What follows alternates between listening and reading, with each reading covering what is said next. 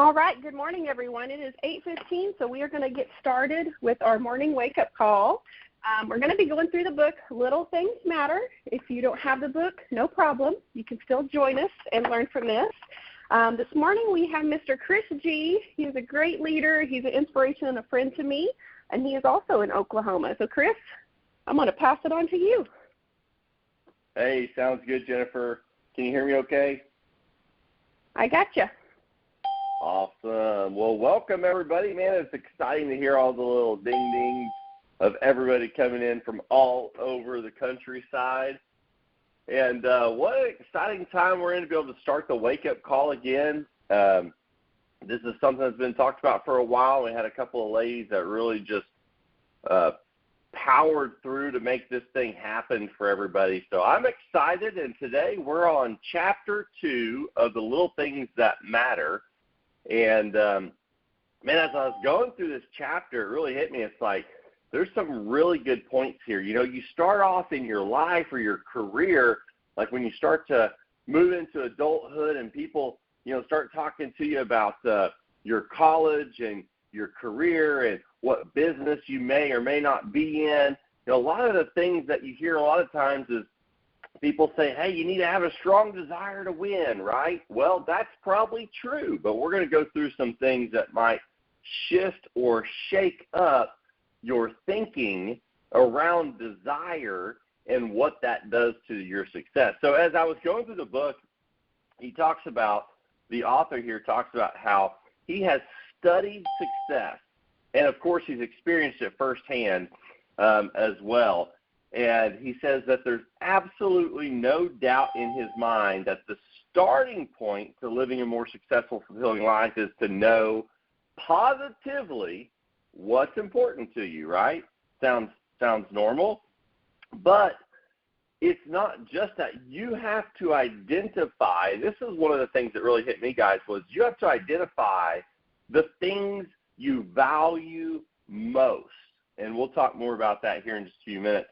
The author says that he was struggling to become an entrepreneur and that he was taught, like we just mentioned, that one of the first steps to achieving success is a strong desire.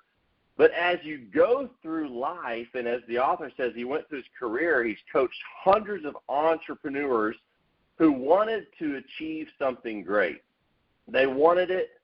They could taste it. They had this strong desire, but they lacked something. They lacked the discipline that it would take to achieve those goals in their business or in their life. And so he says, you know, another prime example is real estate agents. I mean, the dropout rate of a real estate agent in the first year is over 80%. And I personally know some really good real estate agents who struggled big time in their first year in real estate because it's a tough industry when you're getting started. But don't you think that those real estate agents wanted to be successful? They wanted to have the things that success would bring them. So what happened to their desires? Why did they fail to follow through? What happened to the 80%ers in that first year? Well, here's the answer. What they desired, now this is key, guys, for the day, what they desired was not important enough for them to do the things required to achieve those objectives. So I'm going to say that one more time. What they desired was not important enough to them to do the things required to achieve their goals. So let me encourage you this morning, is speaking directly from the book, let me encourage you to stop spending time pursuing things you simply desire or that you think are important. Instead, identify the things that you know are important. See, it's a small but critical distinction right here.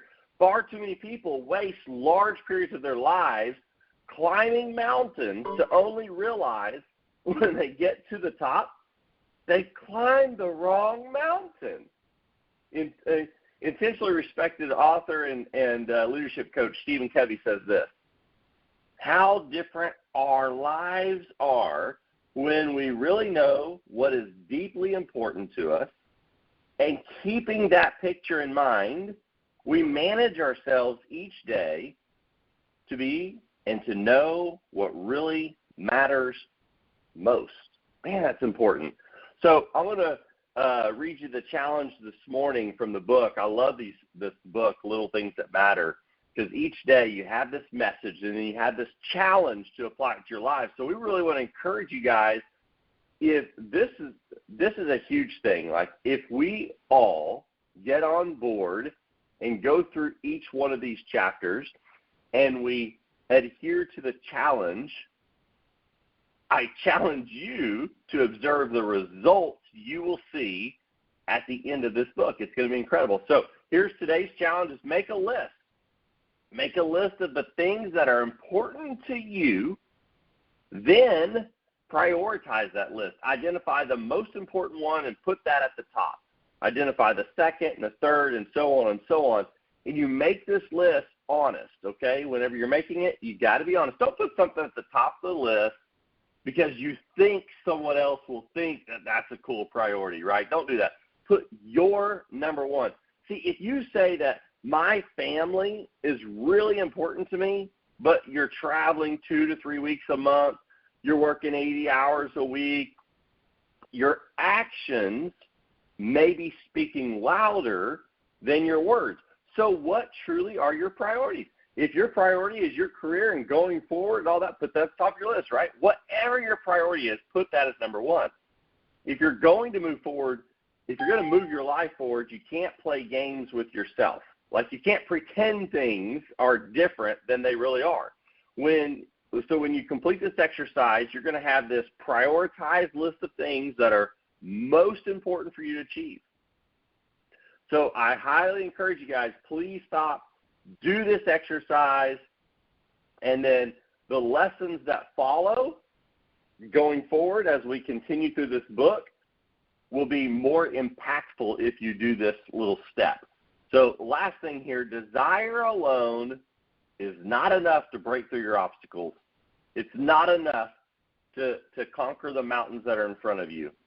What you pursue must be something that deep down in your inner being is very important to you.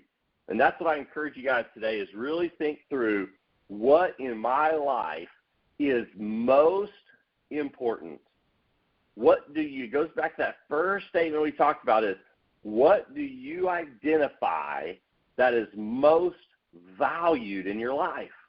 Okay? And but anyways, this was a great chapter as I was reading through it. Just strong desire is important, but what do you value the most? Make that list, prioritize it, and guys, we can't wait to see you back on the next call tomorrow, same time, same place, probably a better speaker. So get ready and enjoy. Jennifer, I'll throw it back to you. Oh, that was awesome, and such a good reminder. You know, I was a realtor for about 7 years, and those statistics, I remember them actually sharing back in school and just giving a heads up of the things and the struggles and the hurdles you're going to go through.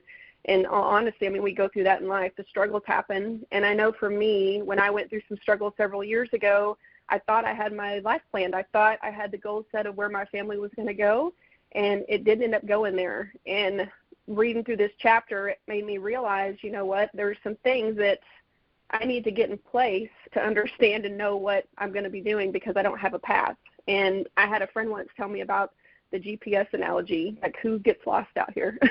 I get lost all the time. I reroute a lot of times, but if I'm driving across the U.S. and I don't have a set destination of where I want to be in that GPS, like locked in and where I want in life, like, I can wander all over the place. I can get lost and turn, and it can definitely take me a lot of places I don't need to go. I don't want to go and get lost to get there, but having something in mind, like you were talking about, that desire, identifying the things that value the most in my life, like that for me, thank you for that. Like, I need to set that in place for myself and to keep moving forward. So is there anything else you want to add? We got a couple more minutes on here. No, that's it. I think today was a short and sweet one. I appreciate everybody being here, and we'll see you back tomorrow.